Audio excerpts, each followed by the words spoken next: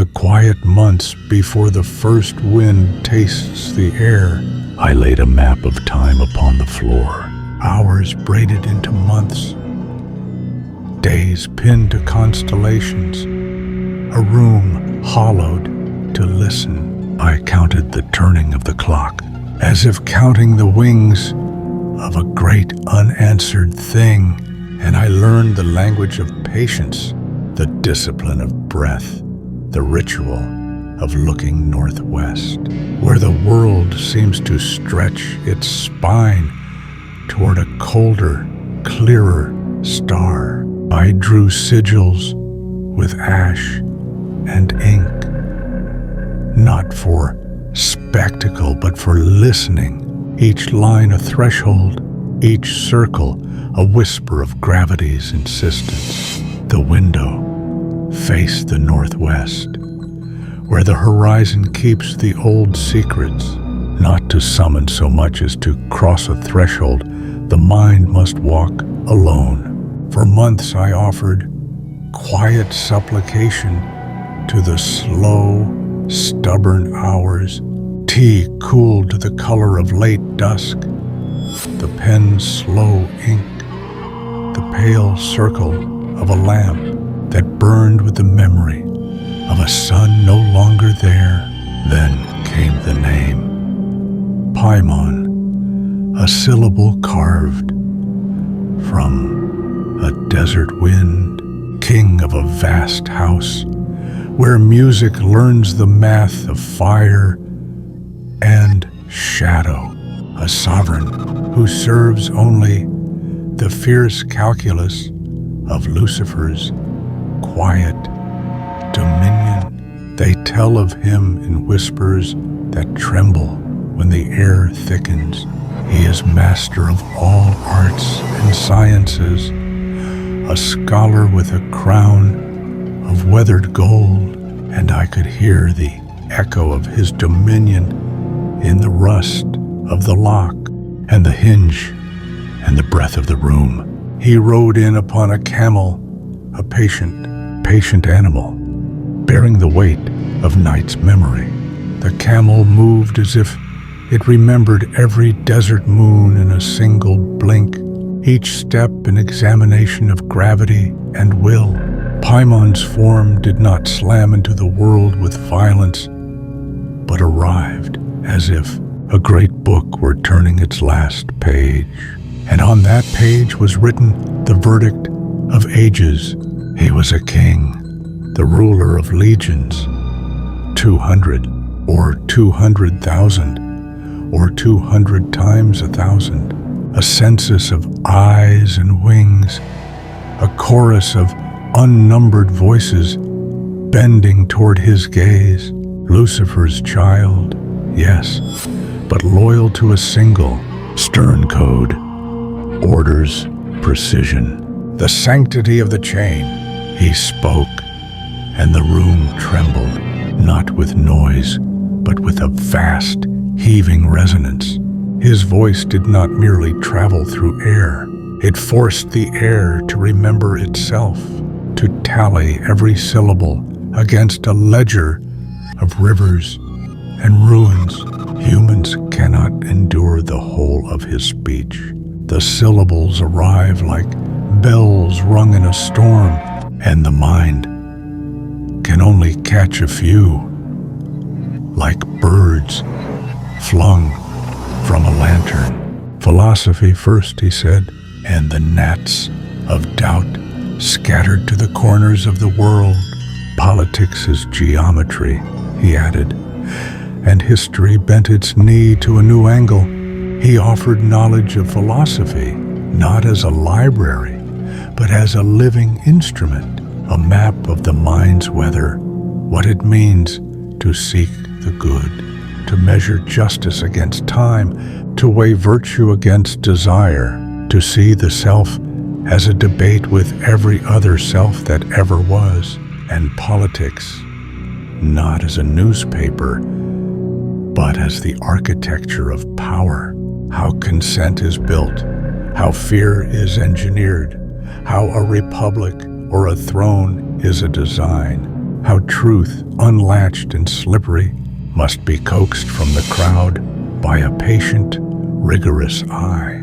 In his hands, philosophy and politics were not opposites, but hands folded around a single flame, the flame of perception, the fire that makes you see how reality is stitched together. Reality itself became something pliant, a clay not yet baked in the oven of certainty. Paimon reshaped the boundaries of what is real.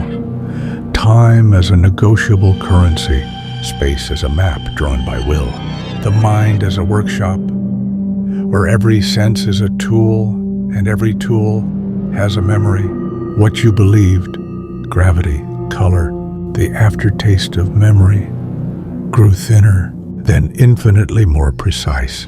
The world did not change its face so much as reveal its understructure, the lattices of cause, the tremors of motive, the geometry of choice you had never noticed. In the blunt light of noon, and he warned with a teacher's gravity. With such knowledge comes a more severe loneliness. If you learn the laws beneath the surface, you become responsible for their mischief and their mercy. The ritual was not a trick, but a procession through a hall of mirrors, each mirror a theory, each theory a door, each door a potential end or beginning. The oath tasted of ink and old wine, of the ink that writes futures, and the wine that makes memory speak in a tongue you cannot fully recall. Then came the other armies, 200 legions of spirits, on the march of dusk and dawn, not to do your bidding, but to remind you of the cost if you forget your own gravity. They stood at the periphery like constellations bent to attend a single monarch, their silence louder than any herald's trumpet, their presence the hinge where power meets consequence. Paimon's command was absolute, not a tyranny of fear, but a discipline, obedience to Lucifer's design, a chain of stewardship that binds the cosmos to a single thoughtful intention. In the moment between sound and sleep, the room grew larger than the room, the walls tasting of rain on distant leaves, the corners listening for the shape of fate. I learned to listen with my whole being, not with ears alone, for his words became a weather system inside me.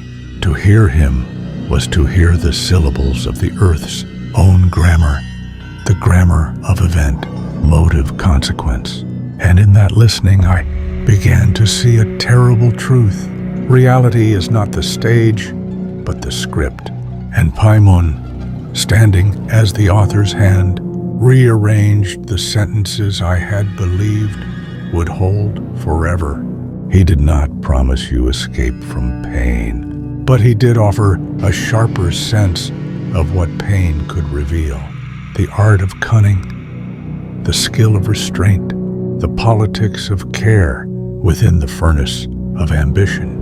Knowledge, he said, is not a necklace to adorning the breast, but a key to a dungeon of possibilities.